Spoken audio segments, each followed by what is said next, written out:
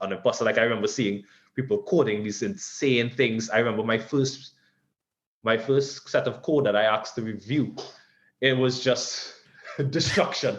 Destruction. There's no other way to describe it other than utter destruction. But after a while, you kind of, and I realized it was everything that, all the comments that I got, it was ultimately helpful.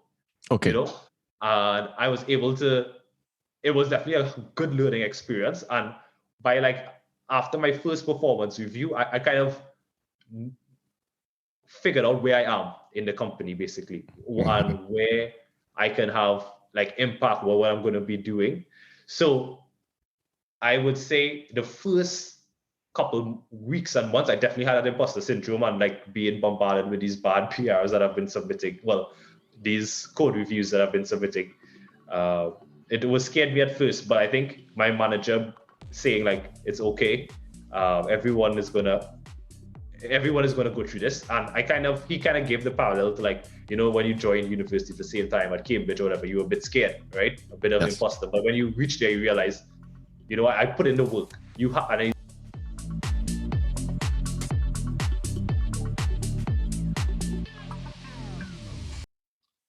All right, Stefan, welcome to the show. Excited to dig into your journey today. Yeah, thanks, Mark. Thanks for having me. Excited to have a chat, a nice long chat. Yes, perfect. So tell us, where are you in the world? What are you up to? Problems you're trying to solve, and you know what you're excited about. Yeah, I guess. So right now I'm in London. Based in London, you know, the weather is not as good as it is back in the Caribbean. So right now it's a bit gloomy. I don't know if you can see outside clearly, but very overcast.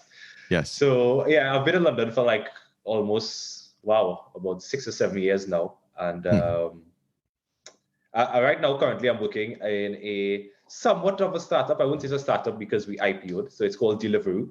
So those of you who might not know Deliveroo, it's just like Uber Eats, but specific to the UK and a few other markets that we have. And I'm working as a staff MLE, machine learning engineer there.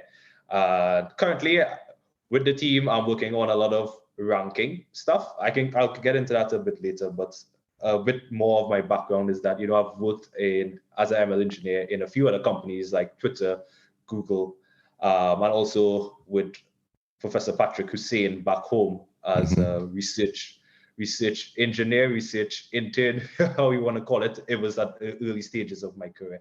So yeah, that's currently like what I'm doing right now. Okay, great. And what the hell is a staff ML engineer? For those who don't know, you see staff when you see principal, and you kind of wonder like, who's who and who's what, you know? You know, sometimes I wonder whether I should even say that.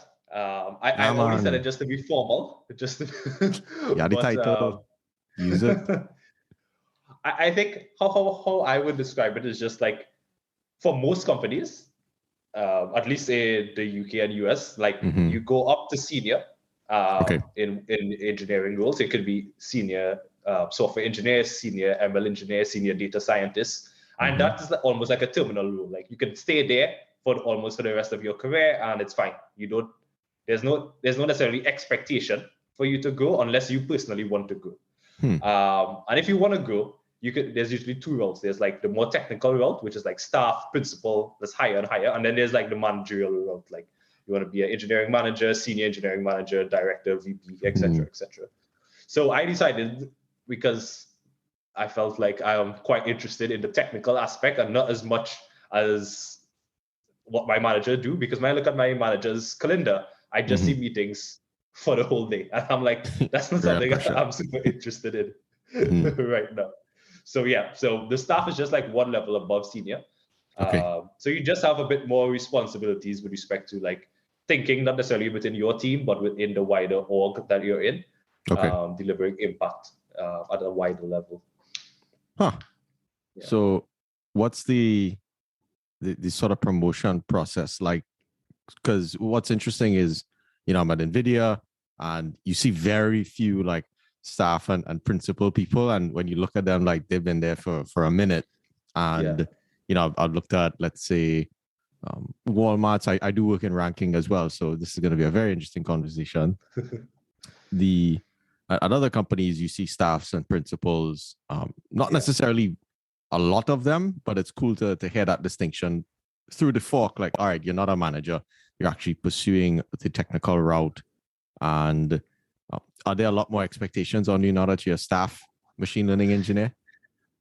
I would say I'm still trying to figure out the rule, to be honest, like, because there is almost like an expectation of one, you have to have, I don't want to say like a managerial mindset, but a more of a business mindset, because you're targeting, you're not coming at it like, oh, what model am I building? You're coming at it more of like, how is this going to increase our metric, our business? Yeah. So, and it's not usually like a regression or a classification metric. It's a business metric, right? It's like, for our case, it's like order volume, customer lifetime value. So you're thinking about how can these things create impact? Like, will it impact the business metric? So I'm in a lot of business strategic meetings, and then I'm also in the regression classification meetings also.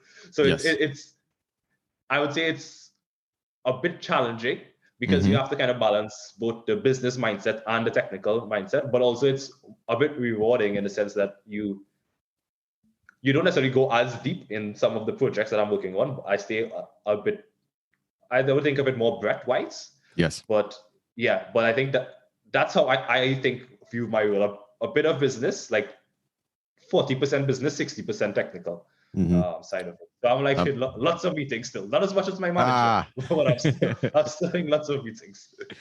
and there's a lot more justification that you have to provide now for your ideas, I imagine, right? Especially now you have to probably filter ideas that come from your senior data scientists, and you see the data engineers, you're like, why are we doing this? And I think one of the things that's good to highlight in what you said is, when people do machine learning, or they learn machine learning in school, it's like, oh, I get 90% accuracy. Great. Yeah. But your 90% accuracy on your little data set might mean, 1% accuracy on the real world, and it's complete garbage. No uplift. So tell us how you navigate that, and maybe what that shift in your mentality was like. Were you on the other side where you were just, you weren't necessarily thinking a lot about the business constraints, and you're like, all right, I need my model to be as accurate as possible, and someone else was managing that problem? Or did you always have that sense going through your career? Yeah, I think definitely not. I didn't have that sense. I think really? Initially, as you said, because when I came out, when I graduated with my bachelor's, I worked, as I mentioned, with Professor Patrick Hosein. There I did some research. So that was slightly different, right? That I was more like, we focused on the models alone. Yes. But when I came to the real, I wouldn't say the real world, but the industry, one thing I realized, especially, is that I started to realize that my models, like, the simpler, the better. That's the first thing I've realized. Because they could scale. Yeah, exactly, right? And it's a quick iteration, less resources. Like, these are the things you think about as much when you're in academia. I know there's a lot of research now, but back then when I started, we didn't have these massive models and massive scalable infrastructure. So I think one thing that I started to think about was, like, on the business side, like, I forget it's Occam's razor. Occam's razor, yeah. Occam's razor, yeah. The simplest solution is probably the answer. So that's how I started to think about modeling when I first came there. And then also, as you mentioned, like, the business aspects, like, you needed to achieve certain business metrics. And at first I was like, what is this? What is, like, a 2% uplift in, I don't know anything about that. What is that, right? I just know about, as you said, 90% accuracy. So what I had to kind of understand is thinking about how my model would affect the system in the real world, as you said, in production. And would really work, if I work on a particular heuristic, like, I can go down the heuristic side. I find heuristics are quite useful there. Like, even at Google, when I was at Google, a quick insider's tip, lots of models there, not models, there's lots of heuristics built in there. Yeah. And by heuristic, I just mean, like, statements, like if then else statements, not models. And that's one thing I also realized was, like, heuristics are really good and they get you a lot of the way. And that kind of ties back into the business metrics. Like, if your business metric is, for instance, a 2% uplift in, I would just use my example, order volume or clicks. Like most people are relevant, like Instagram probably uses that, Twitter, Google, like clicking something, increasing clicks, right? If your heuristic gets that done with one small tiny CPU and with a 0.001 millisecond latency, that's fine. I don't need to build a model. And I think one other thing that came with experience is not only understanding the business side of things and the model, but is the infrastructure. I think when I first started, I came out of like my masters and stuff, and I was like, okay, yeah, I know all these models. I can't wait to put them into production. And I was so keen to do this. And then when you reach there, you realize, okay, I need to build this data pipeline to ingest the data. I need to think about how I'm going to scale my model. I'm going to think about how I'm going to package my model in order to serve.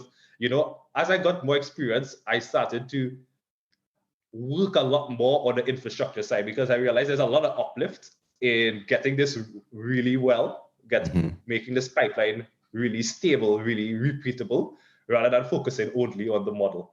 So that's another thing that I've learned over the years. A lot of infrastructure work is quite important. Yes. As a machine learning engineer, I would say.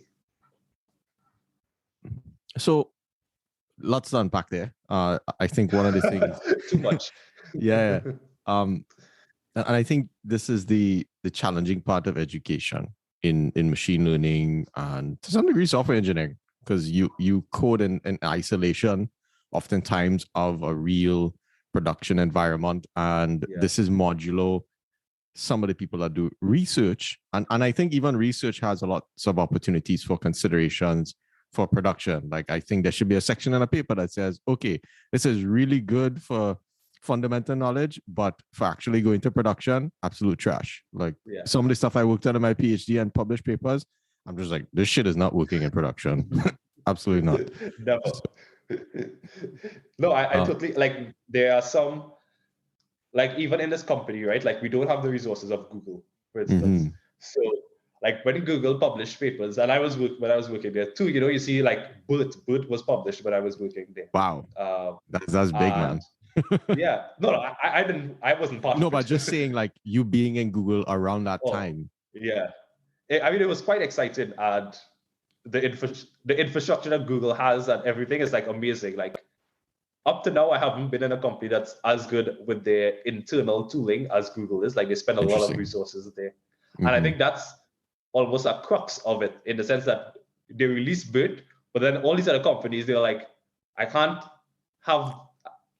scale this model. I can't put this model into production because I don't have the resources needed to do this. So that's another consideration, as you mentioned, with like papers. Like, realistically, all these big models, we can't. Smaller companies without the resources can't necessarily implement these models into production. Yeah, it's definitely a challenge, and so I work with like big retailers and small retailers. So you definitely see how, if you have good infrastructure, you technically are ahead of the curve. So we end up trying to do a lot of work to make it a lot easier to deploy the larger models, because you do see a lot of benefits, and I don't think heuristics will ever go away. Because something I always think about is, if I know the sun rises at this time and it sets at this time, why am I forcing a machine learning model to figure that out? Like, I know it. Agreed. I think that was actually a shocking thing that I learned, like, that Google uses heuristics. I was like, really? Okay. But yeah, they definitely do. It is a lot of benefit in using heuristics, especially as a first pass. Like, a lot of stuff I'm doing now is some heuristic based stuff right now. That's good to know. And you've been through, you have a bachelor's, a master's, you've been at Google, you've been at Twitter, and now you have the strategic technical role, and you're still relying, and I don't want to say relying, actually, you're still implementing things that are simple, because that's literally to some degree what's as useful as is out there, right? Good. Yeah, most definitely. So tell us about, not necessarily, let's start with high school. Okay, what were you like in high school? We'll come to ranking and those things once we get to Google, but tell us who Stefan was in high school, right? You're a music man as well. So tell us about that journey. Yeah, well, I would say I was always into music. Okay.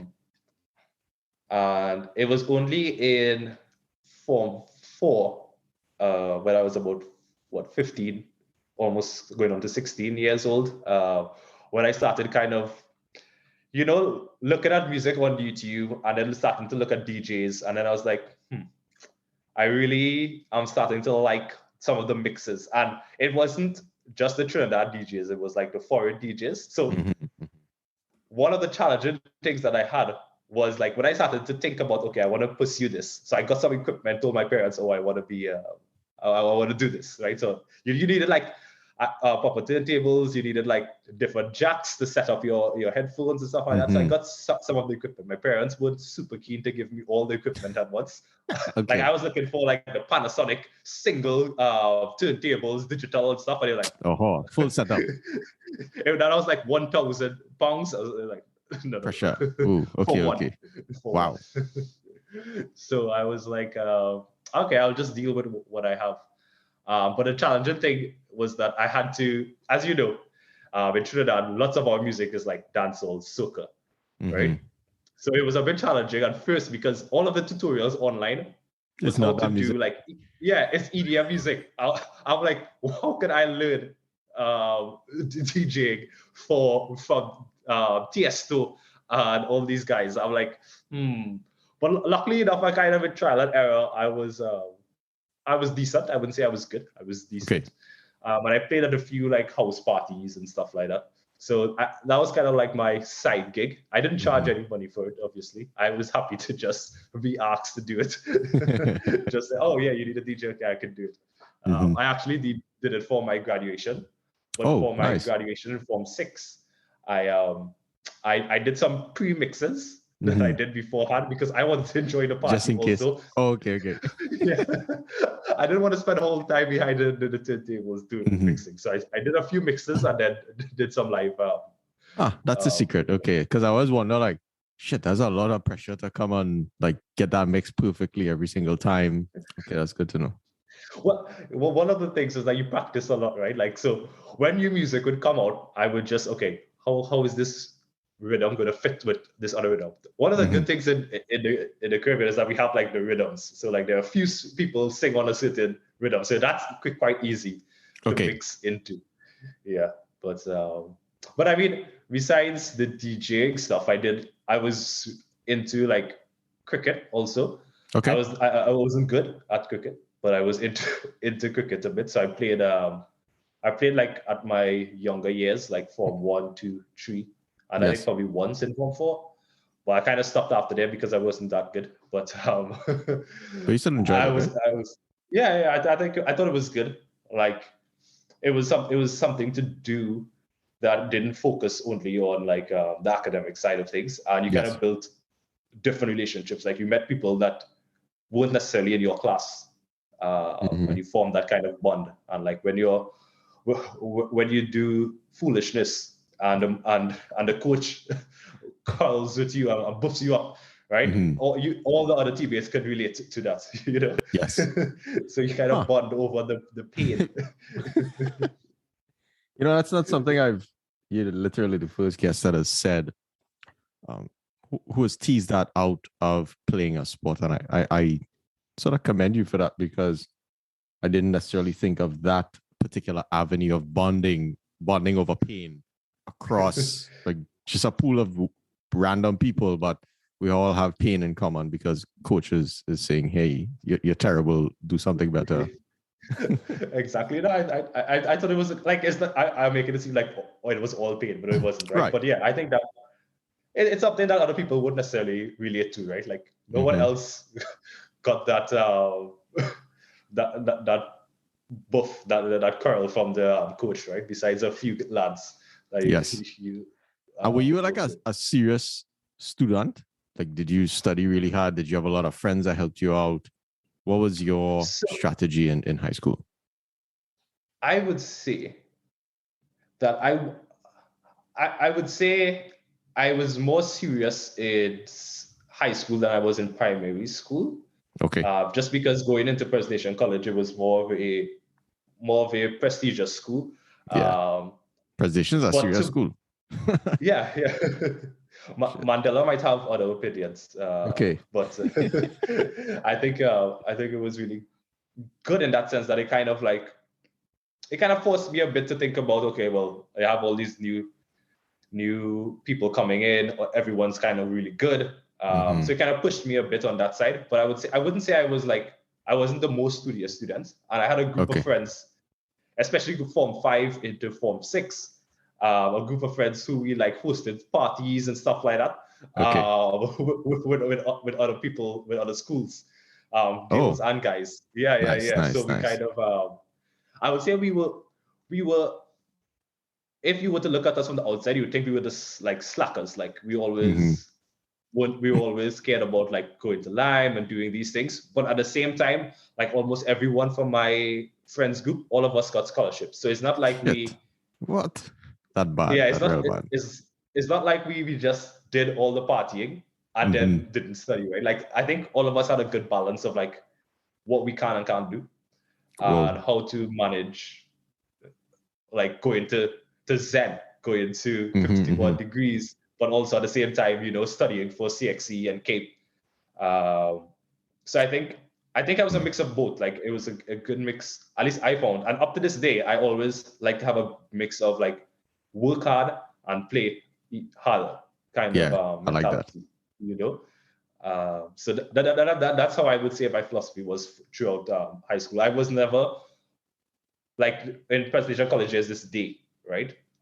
Where the whole school plays football. So like they split it up into like Form 1 and Form 2 play against each other, 3 and 4, the whole day. And there would be some people, and there's no teaching on that day. There would be some students who would not play, would not, like we had to create teams and stuff like that, wouldn't create any team or wouldn't play and just stay in class and study. But like for all my years, I played presentation. I played Pres Day every year. So I think definitely not, I would say not studious, but right. When I needed to do my work, and especially like that month or 2 months before exams and stuff like that. Exams, CXC and CAPE, it was definitely like no partying. That was like head down, focus okay. work. So I wanted to actually abstract some really good lessons or traits that I'm seeing there is I was the inverse.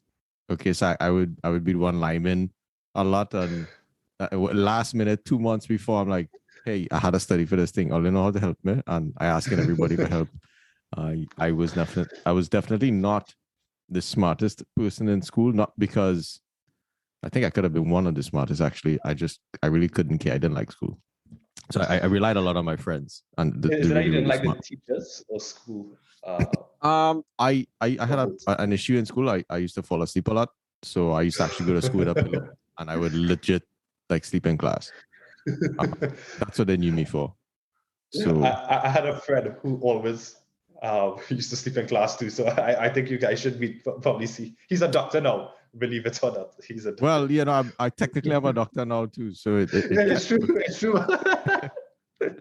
And I used to feel very guilty for like falling asleep and stuff like that. But even throughout my professional career, some people when they come upon a problem, I'm like, all right, this challenge, I'm gonna solve it, and they get all wired up and fired up. I'm like the opposite. I'm like, shit, I'm going sleepy. I want to go take a nap. And I literally just go take a nap and I get up and I solve the problem. So that's how I got through my PhD. I would just sleep under my desk. My advisor would say, go solve under your desk. Yeah, I had a full bed under my desk, like mat, pillow, blanket. I would spend so many nights like in the lab just because, going home, I didn't actually live very far, but going home and coming out of that environment, and we'll come to environment because I'm reading this book, Atomic Habits, and actually realizing many things that I've done that led me to success had to do with the function of environment that I was creating around me. So it's interesting that a big part of your success was that peer group saying, all right, we're going to online, we live in real hard. And once it's time to book, you better be beaten book. And I had some very fun memories in high school, just like how everybody got together to play football. Like they would give us the weekend to stay at school. So like from Saturday and into Sunday, we could come into school and study. So when we were in Form 6. So what we would do is everybody comes together, you study, and then at midnight you play football. And in the next morning, that's cool. it was real good. And in the morning you wake up, everybody's sleeping on the benches and everything, and the dean would come in and say, "Hey, y'all did a lot of work, and you leave in the morning." So what would happen naturally is everybody's studying. I come in, I eat a big thing of Chinese food, fall asleep, wake up, play football, try to do some work, did not accomplish anything. And so I go into the story just to remind students in high school that, even if you'd slacked, you can still sort of recover to some degree. Not necessarily if you don't get a scholarship and you don't have financial means to pursue other things. But that was good. And the other thing I wanted to tease out of your high school journey is you're listening to music, and the concept of music and the pursuit of musical talent is something I'm paying a lot more attention to across different people that I interview and just people I meet. And I notice that those who investigate music as an art form tend to have access to a different part of their brain, and they seem to be able to think in a different way and maybe solve different problems. You want to speak to that? I guess that's interesting, because for me, I can definitely see that. I haven't been that introspective to say I've thought a bit about it, but I would say definitely to some extent, because especially like when I was younger, I think it allowed me to think about things in a slightly different way, while like being so focused on the music. Like for instance, when I would listen to like songs, like a lot of my friends at the time, there'd be a popular song, whether from like Cartel or Movado at the time, that was a big war going on. But then one thing I kind of teased out was like, these people are not just how their wordplay, how they construct sentences, how they deliver lines. Like, it may be a bit crass, but you could tell it was thought out. It wasn't just someone just it's very randomly coming up intentional with these. Yeah, it's super intentional, and I think that helped me a lot with respect to, especially I can pinpoint for my English and literature side of things, because whereas other people, when we had to write our stories, they would just do it in the typical format. I always like to do it in the opposite format. So I always had some kind of twist ending. I had something that would lead you down one route and then change it at the other end. Okay. And I think, like, I always wanted to flip the script on its head, like think about it in a different way, a different frame to what the question is asking. Hopefully still answering the question. Sometimes it works, sometimes it might not work. It was a bit of trial and error. I remember my English teacher had a chat with me once. You're like, you can't just say she killed him at the end and didn't leave clues. Okay. So I kind of learned to hold my craft a bit, but I definitely would say, I think for the work side of things, it helped, and also like being open to like new experiences. Like like at the moment, like Afrobeats is getting really popular, right? But like I was listening to that a while ago, and then I was also listening to like classical music and music without words, like people in the Caribbean. That's like not really something that they're super familiar with, and like lo-fi beats and these kinds of things. And I think it helped me a lot in opening my mind to different cultures, different ways of thinking. And like whether it directly affected me, I can't say per se, but I know it opened my mind to these other experiences. Yeah, so I think one of the things that most people may not pick up on early in their career is like all the extra little things that you do make you a better problem solver, especially in machine learning. And when you have to come up, you have a set of tools, you have this problem you're trying to solve, they don't exactly fit. And there's this iteration process that you have to go through. You have to try something, it didn't work. And you have to you look very closely and think about what specific piece do I need to adjust. And as a DJ, to some degree, you have to know, okay, I'm gonna mix these two songs. I need to know the timings of these two songs. And I'm stepping definitely way out of my zone, but someone had a very interesting conversation with me. And because I found it very fascinating that he had his headphones off, but I knew he was listening to another song and he was getting ready to cue it up.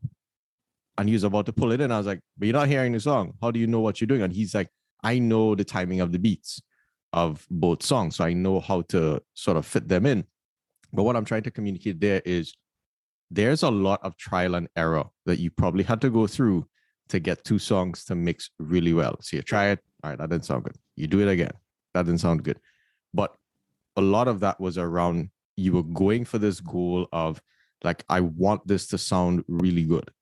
And you were willing to go through all the edits that you had to do in order to succeed there. So I think that perseverance through iteration, I think is an interesting skill that many people actually don't have. They get really frustrated and like they lose focus. Any thoughts on that? How do you focus on like, do you get pressured when you don't get something to work? That's a good, I would say for me, kind of alluded to like the DJ side of things too. Like, for instance, when you're mixing the music, as you mentioned, right, you want to make sure that the beats line up. And when it doesn't work, I kind of plod through consistently until I get it to work, right? I like to sit down and think about it. So I don't necessarily get frustrated. Okay. I just change my mind to think about, okay, how can I solve this? Obviously, it's something that I can solve. Okay. How do I go about solving this? So I think it's similar for like building a model. I build a model, it doesn't work. Okay, why isn't it working? I think I am someone who would rather sit with the problem for a long period of time to solve it rather than like break it up. Like I know you prefer to sleep on it. I prefer to go through.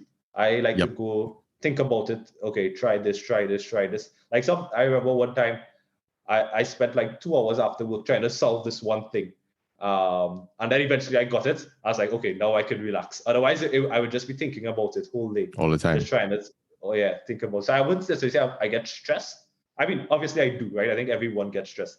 But I like to think about it, keep iteratively going until I solve it. Because it's not like I know that I can solve it. So once I know it's within my grasp to solve it, I know there's a solution. I keep going until I can solve it. And I also take back that 2 hours the next day in work. Like I work 2 hours less the next day just to counteract that. I just say work hard, play harder. Okay, that's interesting. I think I subconsciously do that, but I didn't know that you consciously like, all right, tomorrow I'm just gonna relax. And I think sometimes your brain is just tired, to be honest, right? From the day before. Cool.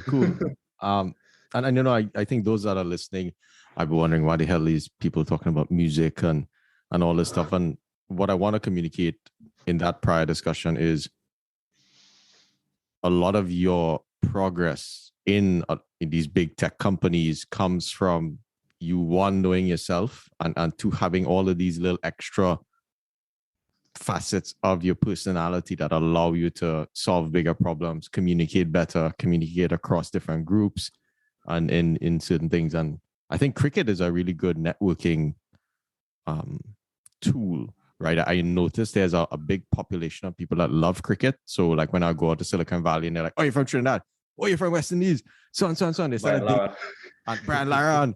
And they started to name off cricketers. And I'm like, shit, I should probably go learn some of these cricketers because, these are VPs of the company that are speaking to me because of their love for cricket. And that's an instant connection, right? Have you experienced something similar when you're out there in some of these big tech companies? Yeah, I definitely think so. Especially like the countries that follow cricket, like England, India, Australia, like these popular countries, and the people from them, they're quite interested in cricket. So I think it's just like I think about it, like when I meet someone from the Caribbean here, it's almost like an instant connection. There's something we both have that we can get along quite easily. So it's similar with cricket, right? There's this common camaraderie between you guys, two people, and you're like, okay, yeah, you click almost instantly. You know, you don't have to go through the boring like, oh, where do you work? What do you do? This kind of thing. Is there something that you both are passionate about? You know, that you connect one time. So I definitely would, and to me, it extends to not only at work, but also like in the gym. Like I met a trainer in the gym who's super into cricket. So now, you know, we talk about it every time we go there. You know, he gives me free sessions sometimes. So it works out really well, you know? Wow. So it's good. Yeah. Great. So I think this is an interesting segue to maybe bring the question up a little further. So the hypothesis is, because we are from like a multicultural place in the Caribbean, and you know, we just know how to vibe with everybody, that makes us more effective at work in communicating across teams and just being, I think, a very welcoming teammate. And as we get into leadership roles, understanding different perspectives a lot easier and being able to bridge conversations. What has been your experience, you know, having Caribbean heritage in working at all these different tech companies and throughout your career? Yeah, I think you hit the nail on the head there with respect to like thinking about different cultural experiences, different diversity in different ways, right? Not necessarily in gender or skin color, but just diverse ways of thinking, of behaving, of cultures. And I think from being in the Caribbean, it definitely enhanced that. Like, for instance, as you mentioned, like as I became a bit more senior, I would always push back on anything that I felt like, whether it be some managers or PM or someone that wants to implement something that I think is, I don't want to say that I think, but that I believe we're not taking into consideration everyone. Yes. You know, we're not being empathetic to everyone's differences, right? Mm-hmm. And everyone's strengths. Because just because someone doesn't like one thing doesn't mean they're bad at it, right? They have a strength somewhere else.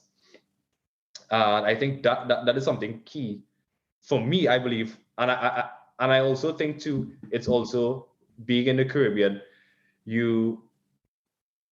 I feel a sense of pride, and I always like to ensure that my culture and myself, like right now I'm speaking in a bit of broken English, right?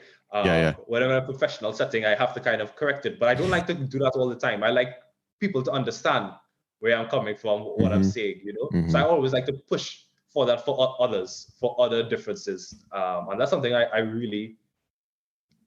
really very strong about. Like I always push back on things that I feel that aren't very unwelcoming to everyone in the team, or a bit, you know, not taking into consideration everyone. Do you ever sort of, I'm going to use the word suffer. Do you ever suffer from like small island mindset? You know, I'm from the Caribbean. Okay, I'm in these big companies, and you know, why will people listen to me? Did you experience any of that at all? Yeah, I think Google kind of changed that, because they were one of the companies that I think it was probably a good company for me to really solidify my professional experience, almost 3 years working for them. And yes, they were very open to hearing what I had to say. And it kind of gave me confidence to say, okay, because I had the same small island mindset, like, okay, I'm this small Trinidadian guy just joining this big company, you know, like my opinion is not as good as maybe some of these other people with their flashy degrees from flashy schools and stuff like that. But they really gave me the opportunity. So like, for instance, I went back home a few times at Google to give like different talks. Like this is the first time Google did anything in the Caribbean.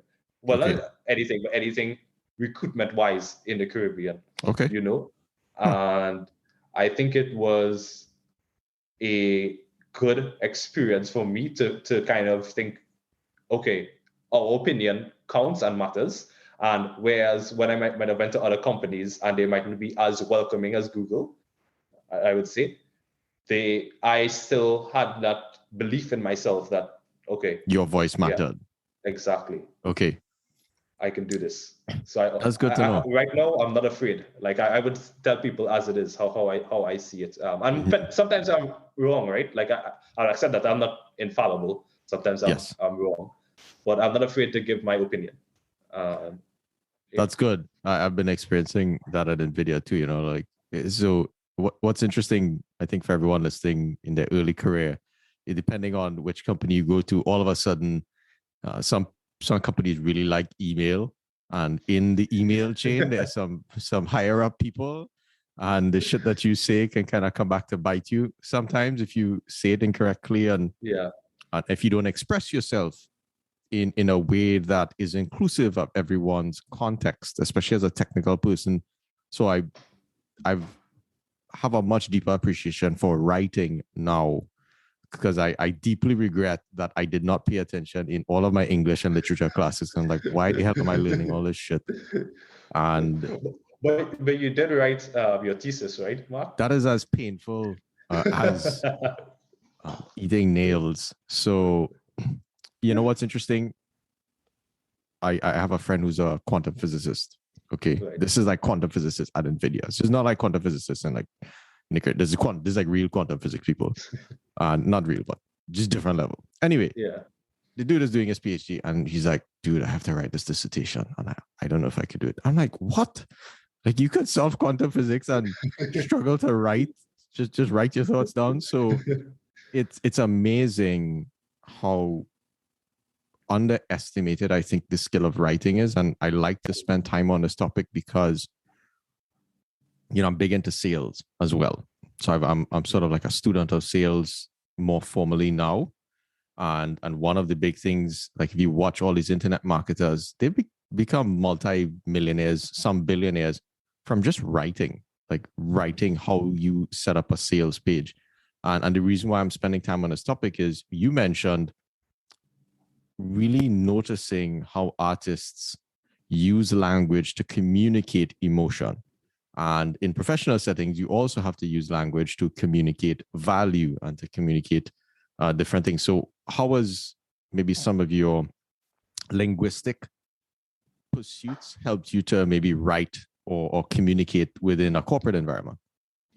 Yeah, I think definitely, Mark, this is super important. That's something I didn't think about initially to bring up in the podcast, but it's so important. I think being able to write properly, communicate what you're saying in whatever tone that you want is super, super important. And I think it's also important both for personal, like as you mentioned, like you're messaging maybe a VP who's in the chain, or you're talking to the VP himself, or messaging or sending something to some stakeholder. But also to things like technical docs. Like one thing that I've found is that people write really good code, but their documentation skill and explaining, like I don't need you to explain why you wrote like this particular line of code, right? Like I can probably kind of figure it out. I want to understand why. Why did you write code? I like to write my documentation like why I did something as opposed to what it is.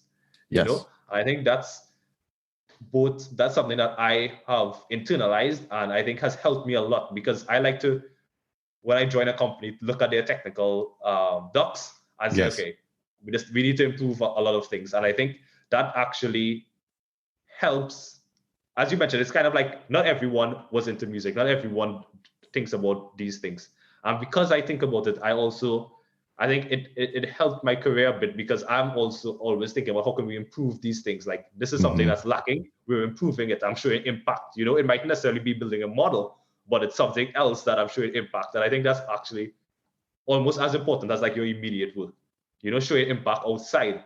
And like by changing these technical documents, or by being able to write this blog or write this tutorial, you're actually upskilling a lot of engineers. You know, so I think it's super important, and it helps. And it's not to say I'm a good writer now. I think I can still improve. Like, I think there's a long road ahead of me still to be at the level of like some of the great writers of our time. But I think I put a lot more effort into it.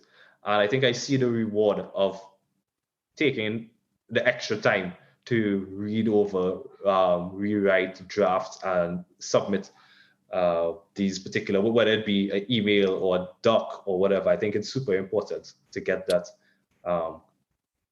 communication clear. So when you've done these doc changes, and I'll share a similar story. You got feedback from other people in the company that, hey, we really like that you fix this documentation, and people enjoyed learning from it. Did you receive that type of feedback from other engineers? I think so. And it's also not only modifying docs, but adding new docs. Like it's things that senior engineers might already know, but it's like you're not necessarily writing documentation. Yeah, exactly. So when someone new joins, they're like, how do we do this? And then you have to go and find someone that spends like an hour meeting with them. So yeah, I think the feedback I got was like, this is really, really useful. And I think it allowed more senior stakeholders to see, okay, look, Stefan is actually doing things and it's things that people mightn't think of doing, right? Like no one necessarily writes all this code and then, okay, I'm going to document this perfectly. People like write a code, ship it, it's done. Yes. But I really like to take that extra effort and see it through. And that's how I kind of like, even with this newish team that I'm with right now, that's what I'm kind of pushing them to do a lot. They're super good technically, but they don't necessarily... They don't finish the work. They don't round it out. Exactly. Like you're doing these steps. Okay, if someone else wanted to change that, they'd have to message you. Why don't you just write this, put it into our documentation? Yes. On our portal, and then anyone can do it now. So that's kind of what I'm kind of pushing. But yeah. Good. And for those listening, I know usually in the show by this time we're like digging into different parts of the technical career, and I think these things are important because when you enter a very large organization, or any organization, to be honest, executive visibility is very important. And what is the importance of executive visibility? It means you are having an impact in the company.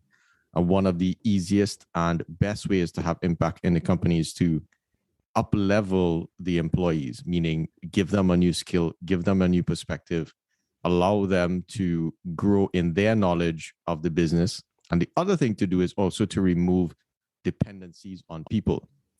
So naturally, a lot of people keep a lot of knowledge to themselves, and the company becomes dependent on them. So they have job security. And my particular strategy is just to break that. So if I meet someone that has very specific knowledge, I capture it and then I put it all out there.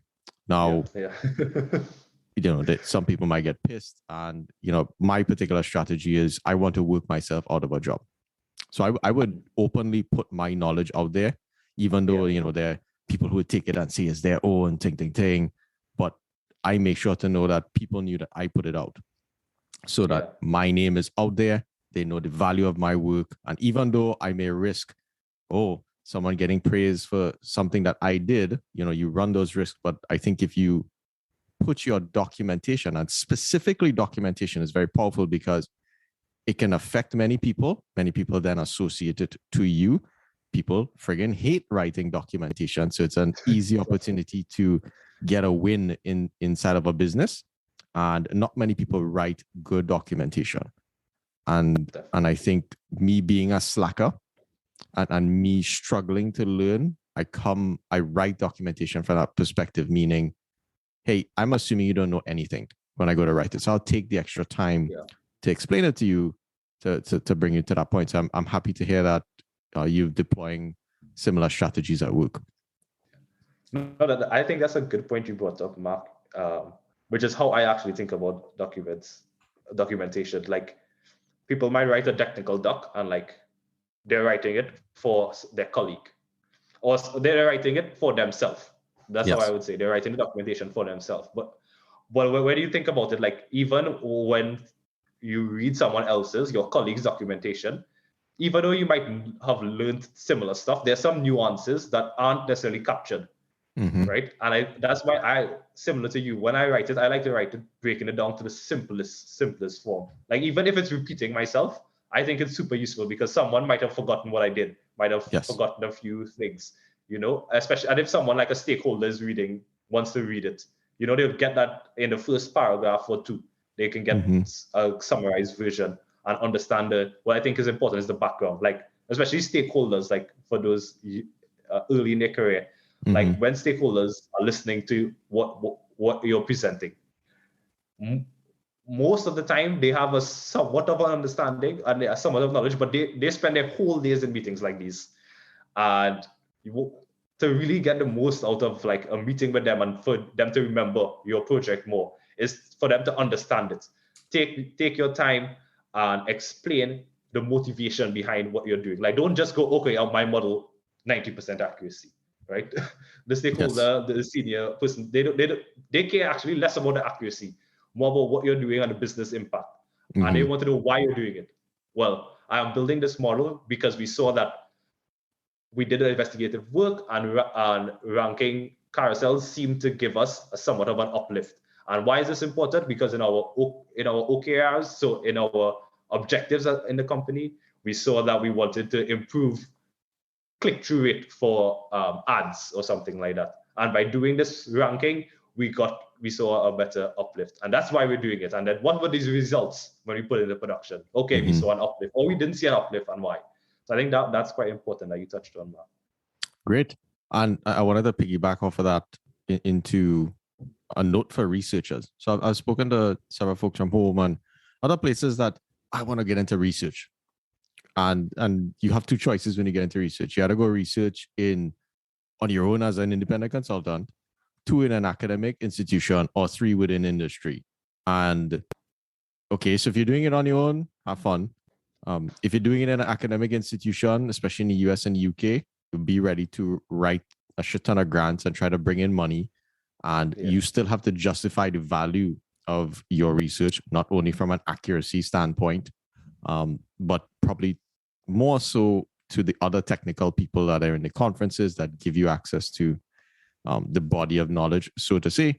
And then an industry, like you are saying, with, hey, nobody really cares about your model. They really care about what is the impact of your work. And I think for those beginning their career, mid-career, focus on that, right? It's not your technical skill and your ability to create pipelines that is the only thing that will get you to the next level at some of these top companies. It's your ability to hone in on the business value. And I think I was fortunate enough early in my career to figure that out from both mentorship and other things. And but also, keeping that as a core focus. I don't even care about when someone comes up with this new paper. I'm like, okay, can I put this thing into production? No. All right, waste of my time.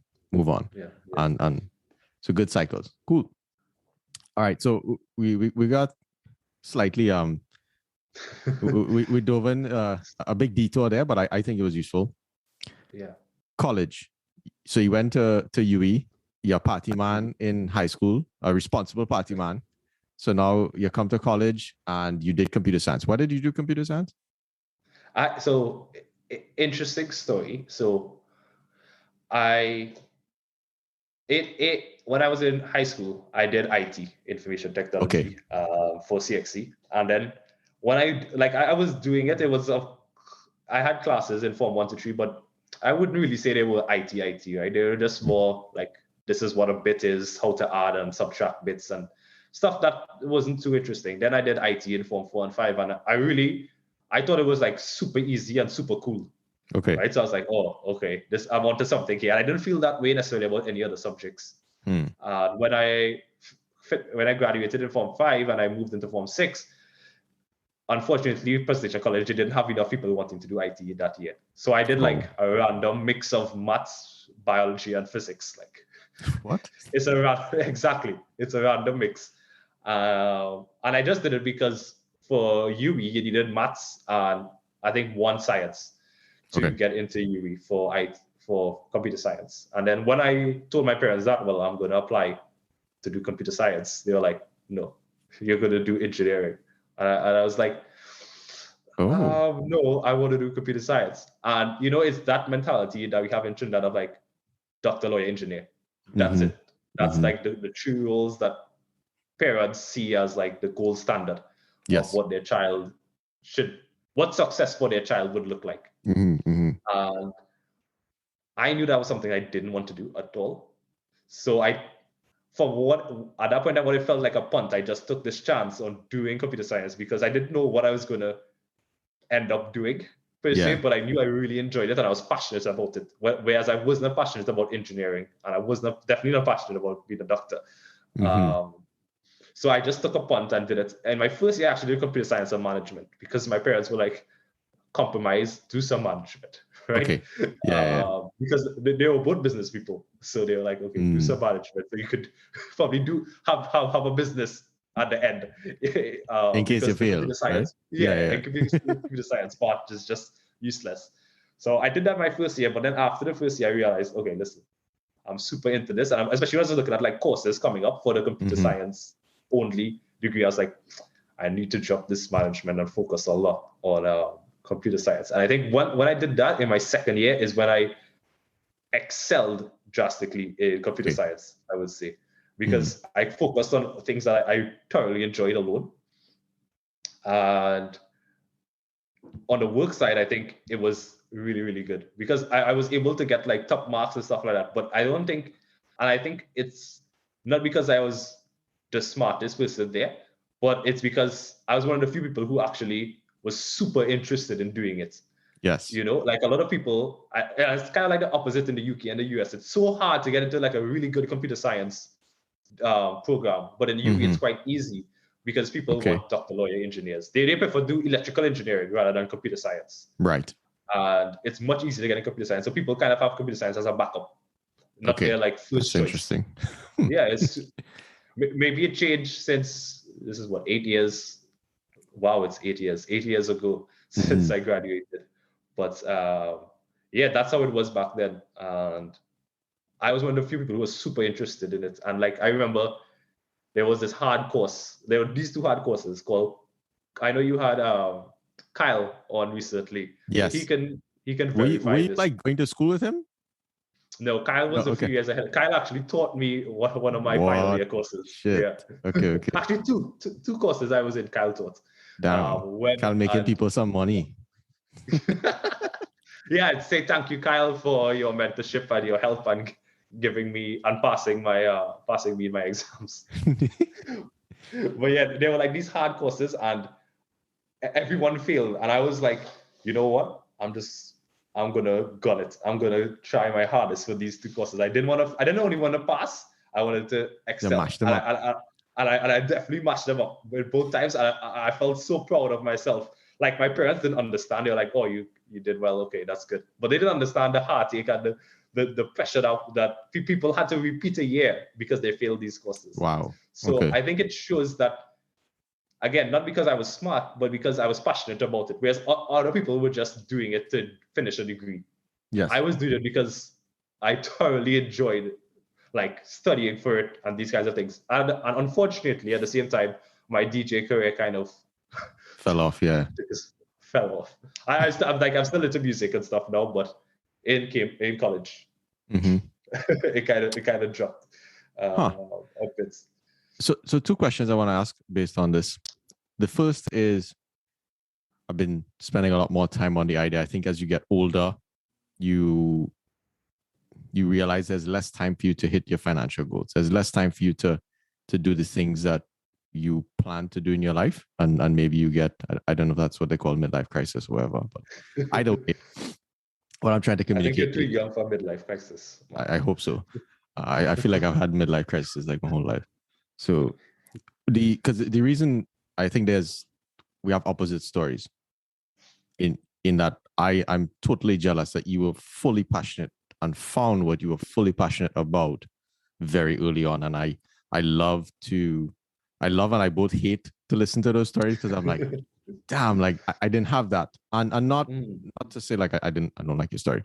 What I want to understand is, or what advice do you have for folks that there are things that come easy to you that are hard, that is hard for others to do?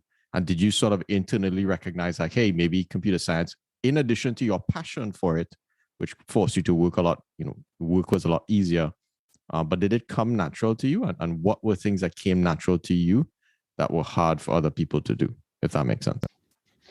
That's a very good question, Mark. So I definitely know that, especially, I want to say on. So, for instance, like I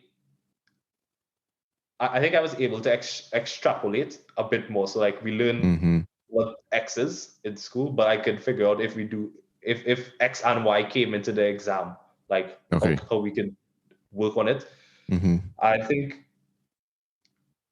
it's because I was a passionate that I would look at like okay, we learned about object-oriented programming, for instance. Like I would go online and like look at tutorials and read some blogs, and I didn't feel to me like it was a waste of time or like I wasn't trying to study. I was just like reading up stuff. So I think exploring maybe almost, right? Yeah, exactly. Just trying to find out more information than what we were getting. I think that could have been one of the differences in that some people just came and learned, and I did that for some courses, right? I'm not saying I did this all the time, but I think it's I don't know if that's the reason why, but I think I was definitely able to generalize a lot better. A lot of things. Yeah. Okay, that makes sense. And but taking that question one level up outside of you, just for you in general, what is something that it could be one, it could be two. What is something that comes easy to you that is very natural? It could be useful in the marketplace or not useful at all.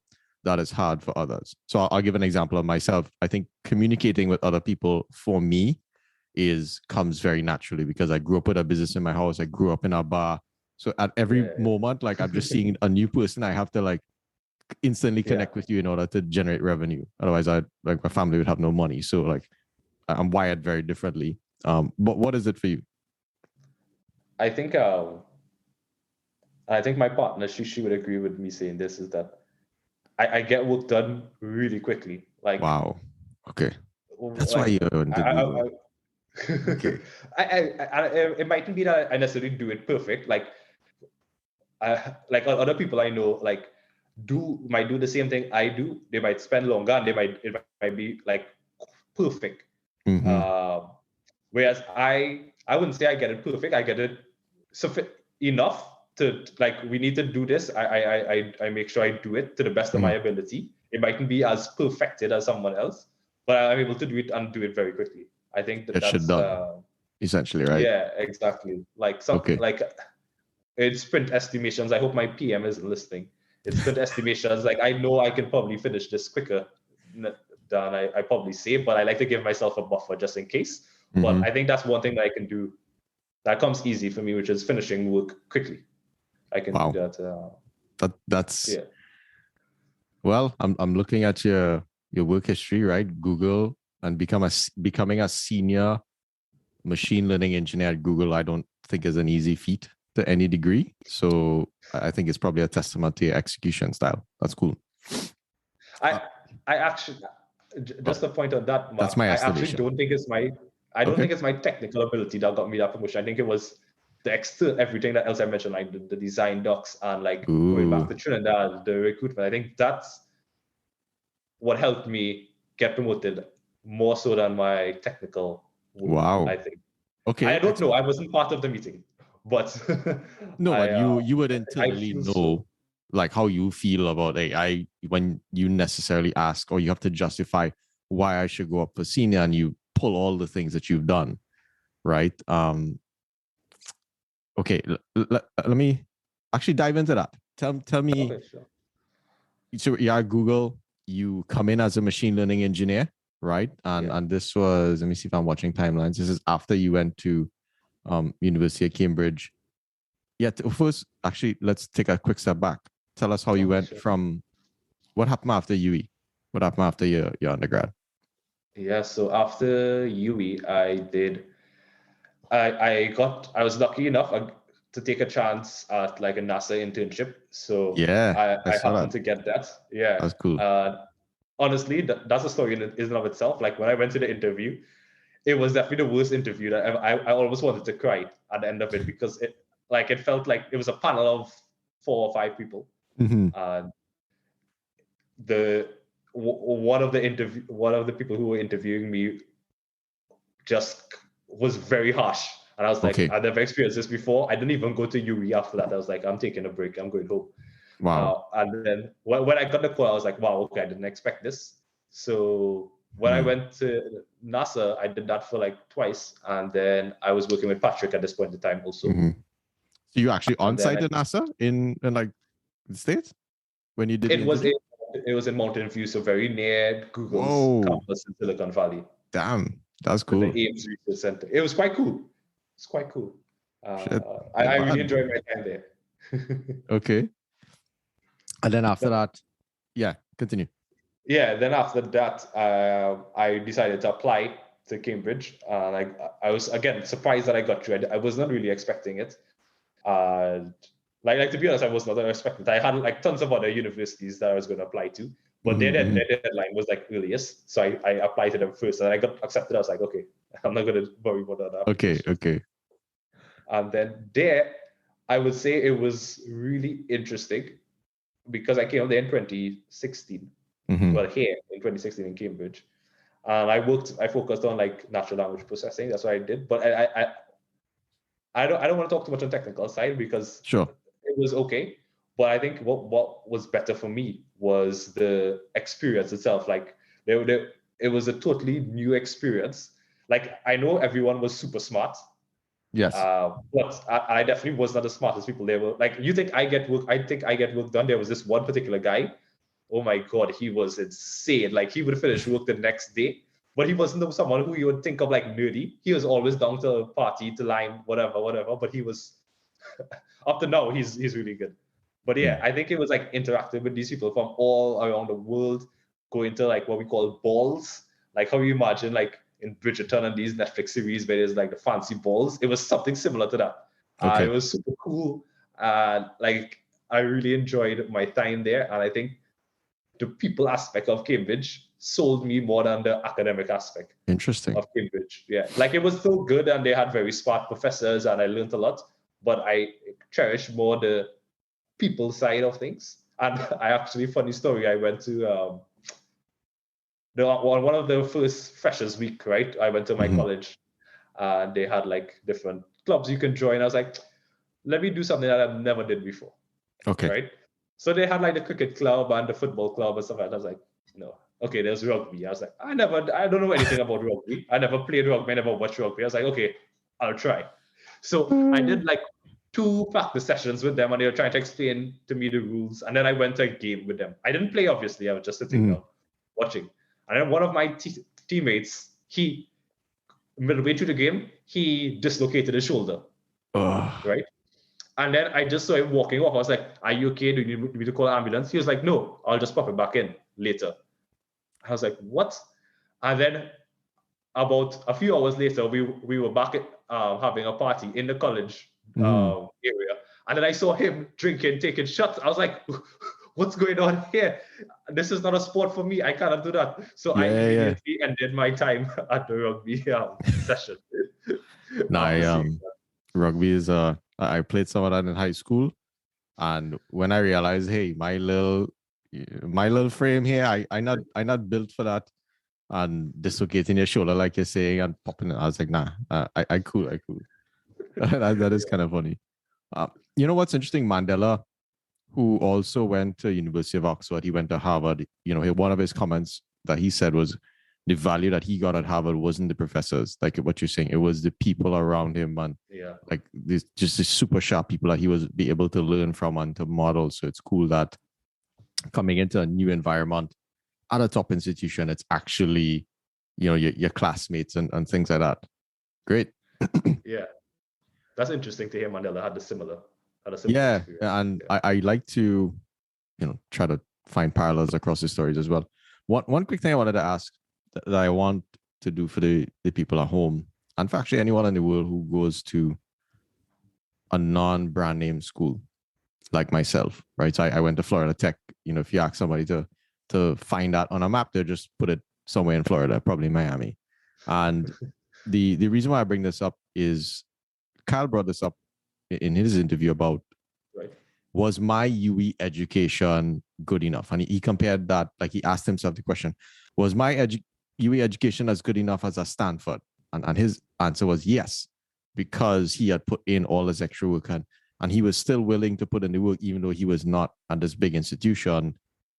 Tell us about your mindset, like before you went to Cambridge, because now, okay, you have Cambridge as a brand, but when you had UE as a brand, what was your mindset and how did it shift?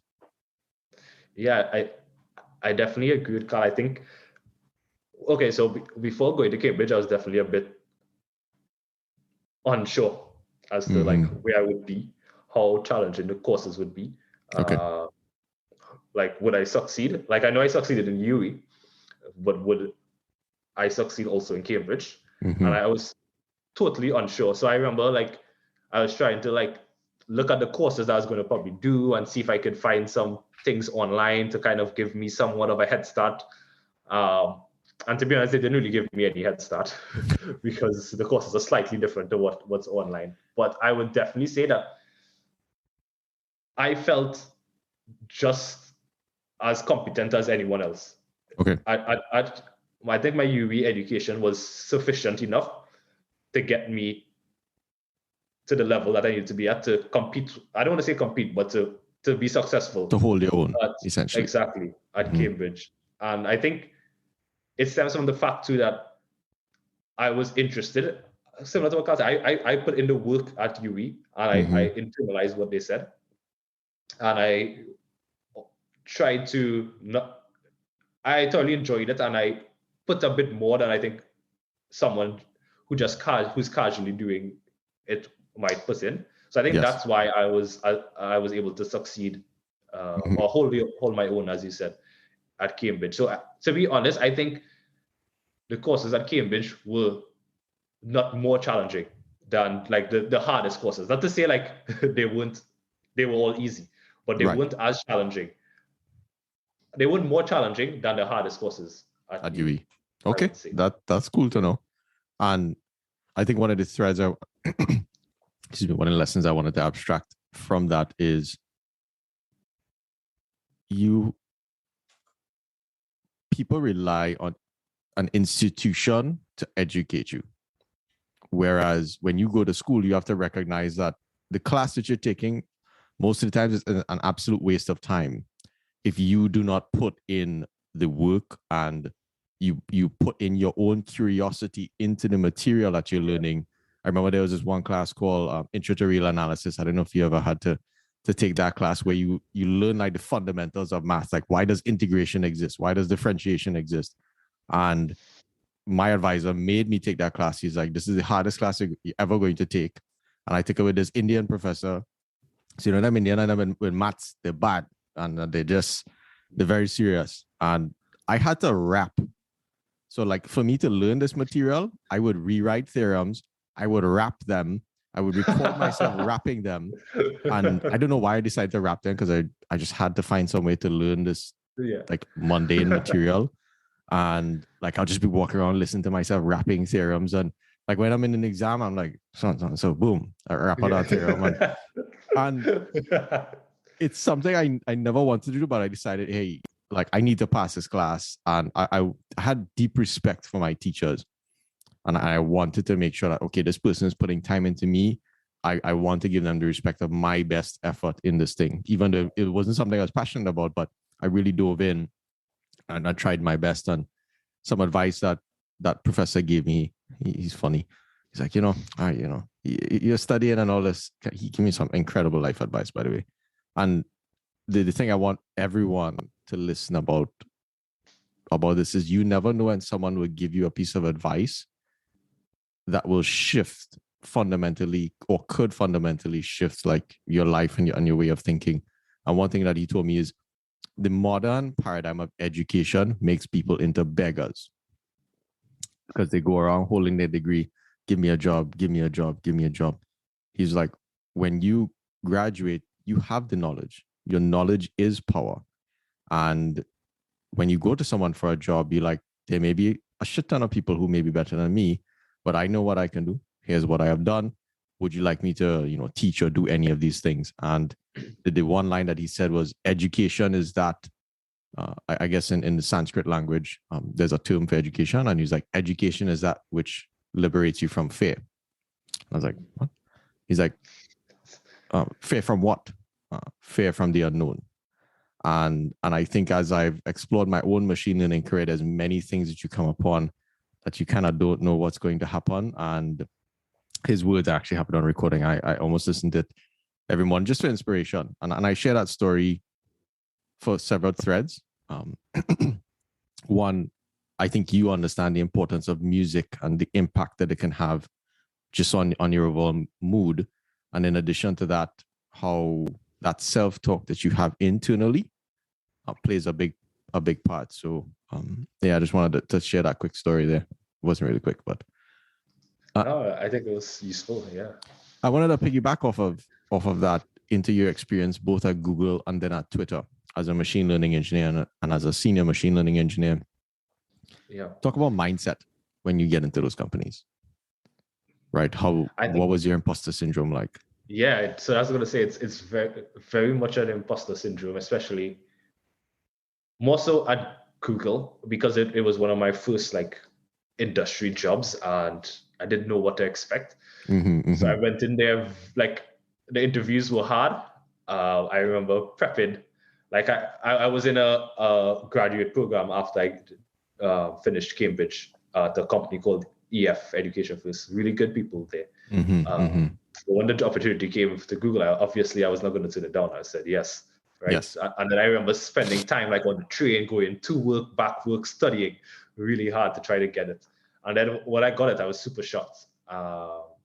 And I made a bad decision of not negotiating more for my salary. So that's a lesson learned for all those young people out there. I know you're gonna ask me about my books, but there's a good blog about salary negotiation. In okay, good. Super useful for anyone at any level of their career, but especially early on. But yeah, that's a bit of a sidetrack. But yeah, when I joined, I realized that like I had a good manager when I joined, and he's basically told me like, yeah, there's going to be imposter syndrome. You're going to feel like, oh, these people know so much more than me. There's going to be all these challenges. But he was like, I think he was really helpful in making me similar to what you said. Like, I know what I can do, and we hired you because you can do it. You can excel in this role. Otherwise, like they focus a lot more on hiring than like probation periods where people might be hired and then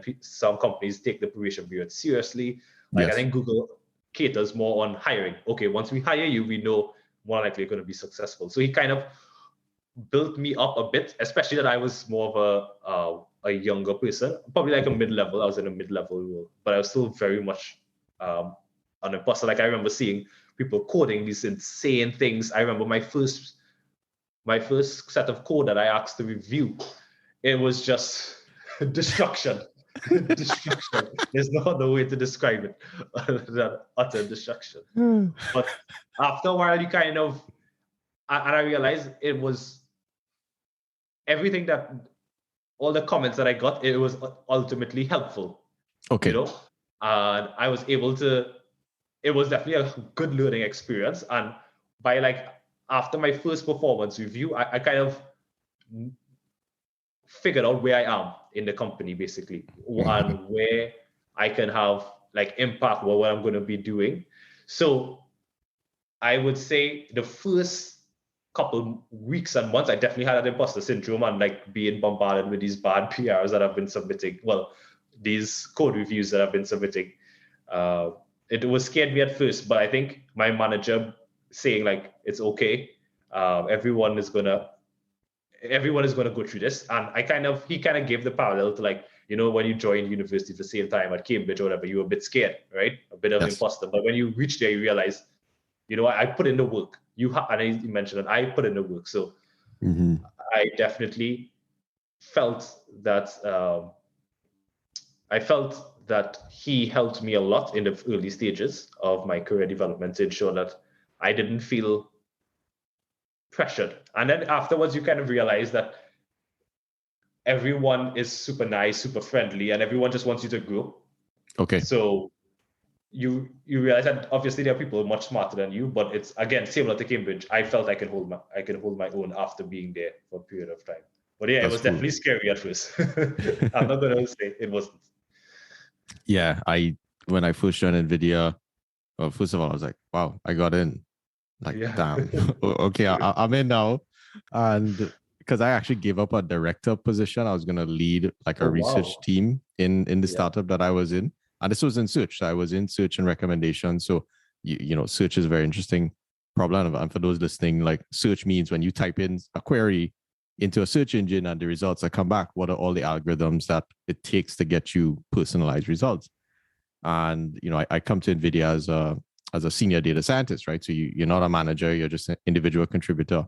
And I remember pinging my physicist friend. He was like my mentor, like my buddy that they give you.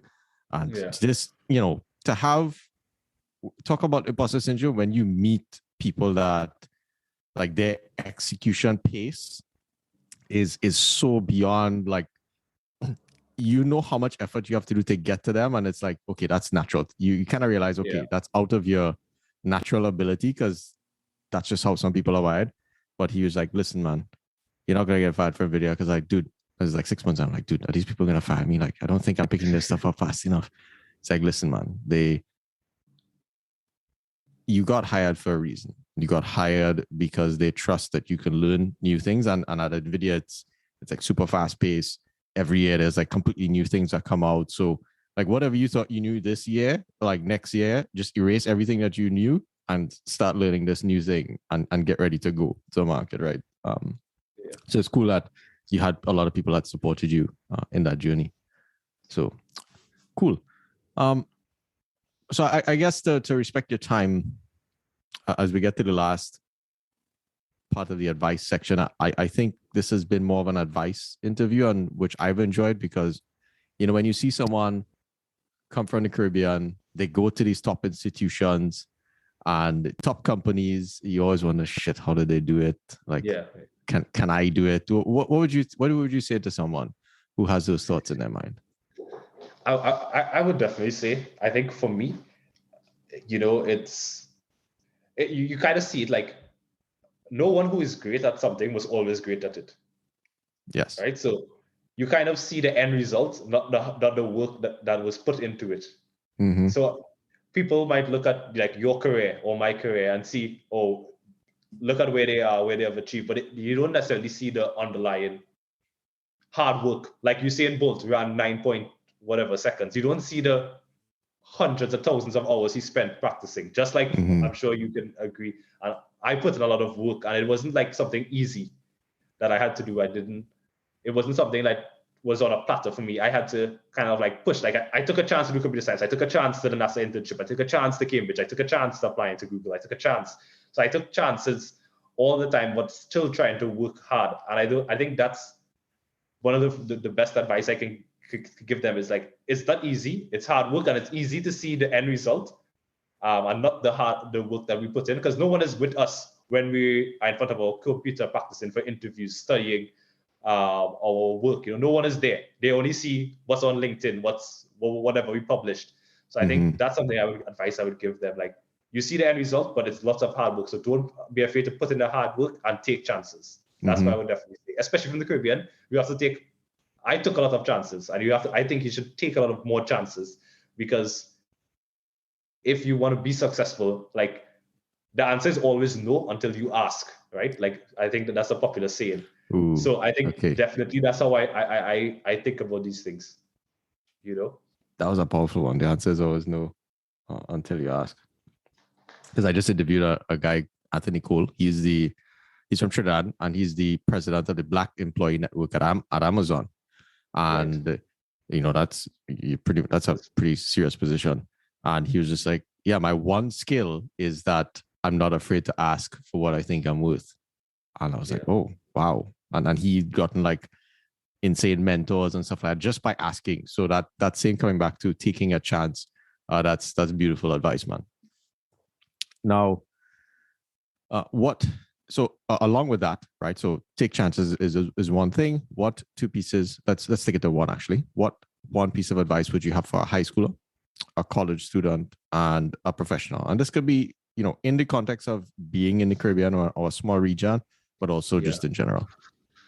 I think for a high schooler, I would definitely say, like, to I think at high school and also a bit of in college, it's good to explore. Like I knew I wanted to do computer science, but I wasn't exactly sure. So I did, like, as I mentioned, I did like 3 random subjects, right? Maths, bio, chem. I wasn't sure. I wanted to explore, because at least for me in high school, in secondary school, I knew I probably wanted to do it, but I wasn't sure. So definitely explore. And then for when I was at college, I think a good piece of advice that I wish I had when I was in college was, again, not only to explore, but don't be afraid to do courses that is not directly related to computer science, well, to what you're interested in. Because I think having those courses that are not, so for me, I can give an example. Like there were like a few maths courses and computer science courses that we always have to do, but then there were a few like literature courses. I think those helped me think about how I frame and structure things, similar to how we talk about the docs, right? And songwriting and things. I think being able to not be one track was super useful for me if I could have gone back to college. Not just computer science, but think about a few other niches that you have an interest. Because as you mentioned, like, songwriting was one for, well, not songwriting, but music was one for me. So I wanted to pursue that. I think for professionals, I would say enjoy difficult situations. So like, that could be that's gold, man. Negotiating, disagreeing with managers, disagreeing with people. Enjoy those difficult situations, because there will be a lot. And the more that you the more that you realize that they are part of life and you know better how to navigate them, the easier they would be. And they're less uncomfortable. So like when you need to bring something up or you want a higher salary, don't be afraid to get in these uncomfortable situations. Like you eventually, after a while, you realize nothing is really going to happen. You're not going to die, and putting yourself in those uncomfortable situations. Ooh, those.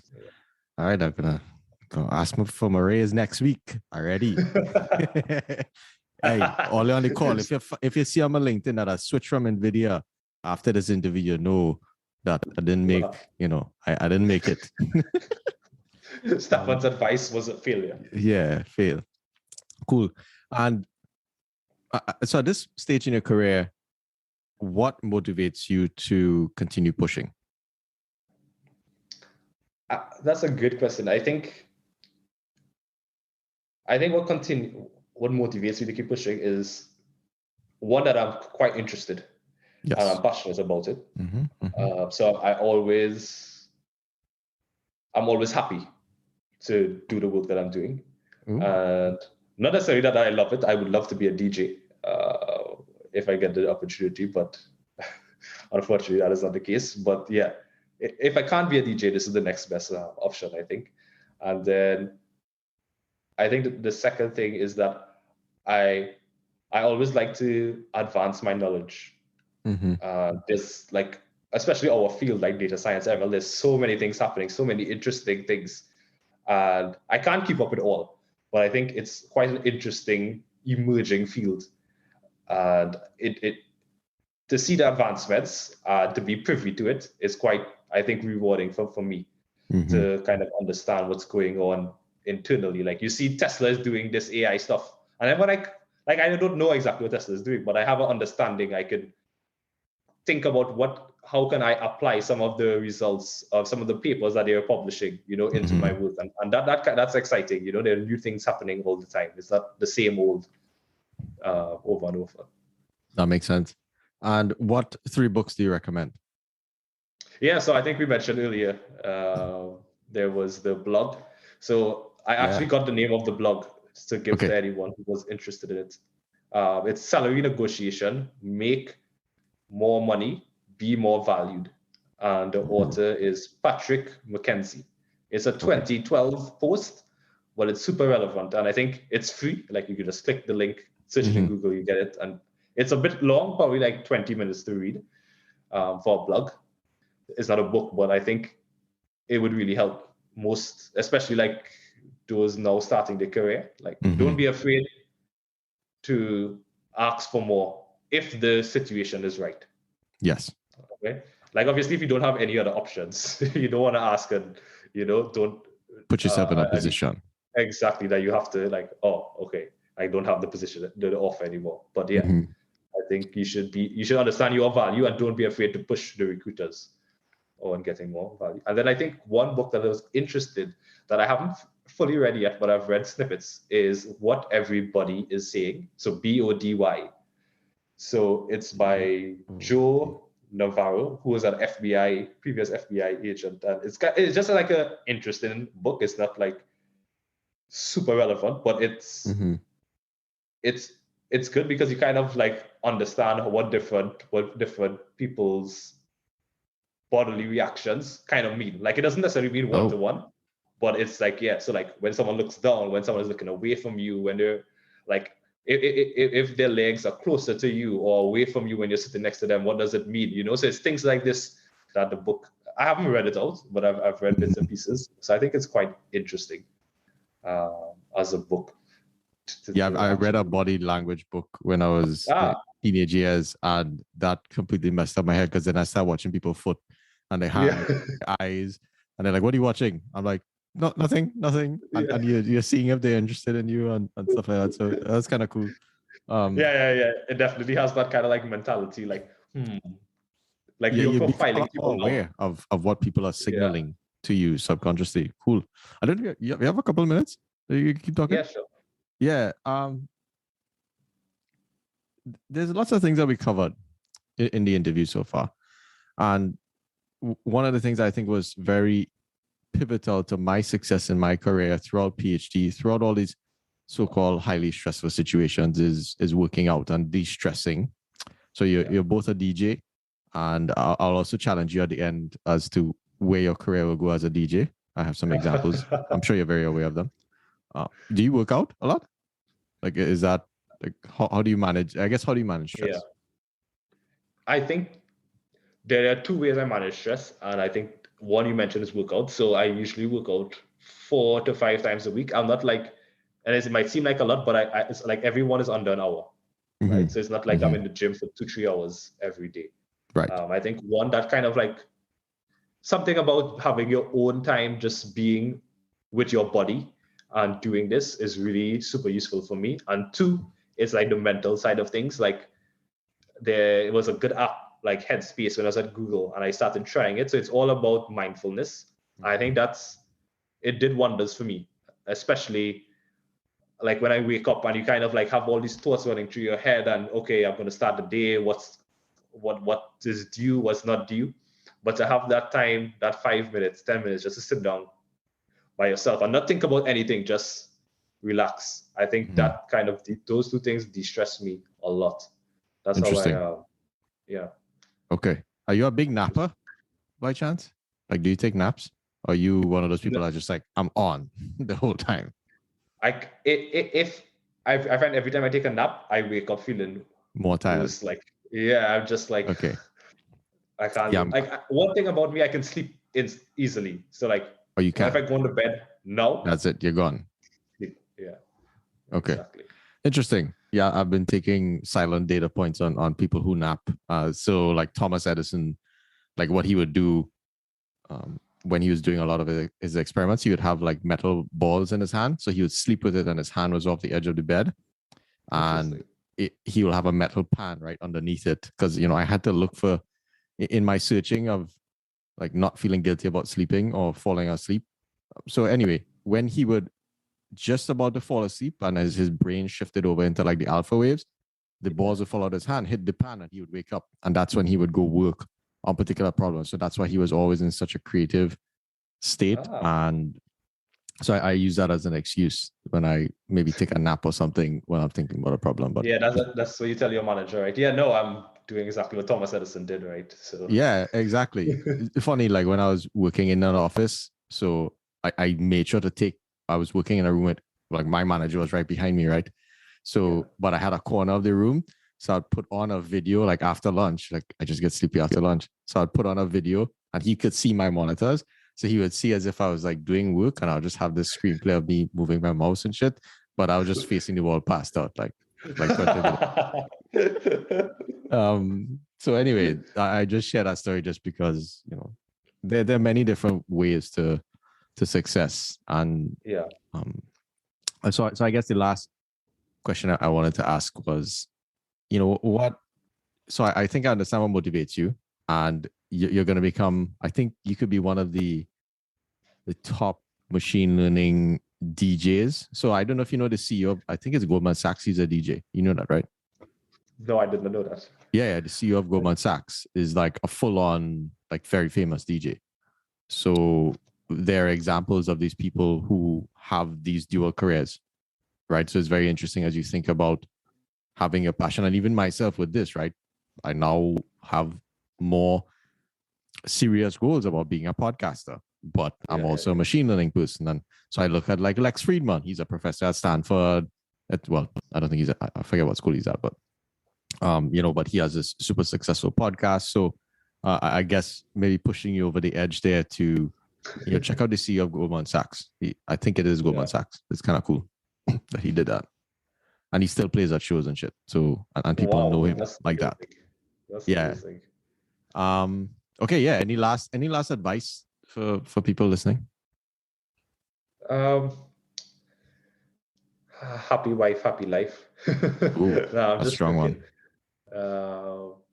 I guess as I'm getting older, I think what you mentioned, not necessarily about de-stressing, but like being kind to your body and your mind is super useful as you get older. Like being able to laugh a lot, love, connect with people, being able to sleep, you know, exercise, drink, these things to ensure that you're in a state where you're motivated and you're not, you know, you're making the most out of life. I think that's the best I can last set of advice. I gave a ton of advice, Mark. I don't know. I don't pull know everything how much out. More. Yeah, I don't know how much more. Nah, man, like, it could be too because I got a lot of injuries, and I'm like, I need to be a bit more serious with how I think about exercising and how careful I am with my body. Not only working out, but like what I eat. You know, like when I was young, I was always super skinny, so I could eat donuts whole day and nothing. I'm fine. But now I can't do that. No. But when the belly start to get big there, exactly, especially they start to get older. It's interesting. I think men become pregnant as they get older. It's just like slowly, maybe a coconut. Yeah. Hey, it was. I enjoyed the conversation, and I hope those that are listening, you know, take away that one, it is possible to, if you want to go pursue all these big careers, machine learning, tech, etc., but you can't get away from the hard work. But it is possible if you take the chances, right? Definitely. I think you got to take chances, especially being from the Caribbean. You got to take the chances, all the chances. Take all the chances. All right, we're going to print a shirt, and that's the next FET. You know, take a chance. Take a chance. Well, I saw restrictions are reducing in Trinidad now. So, yeah, FETs are back. Don't know. All right, cool. Well, appreciate you coming on. Yeah, thanks for having me. All right, later.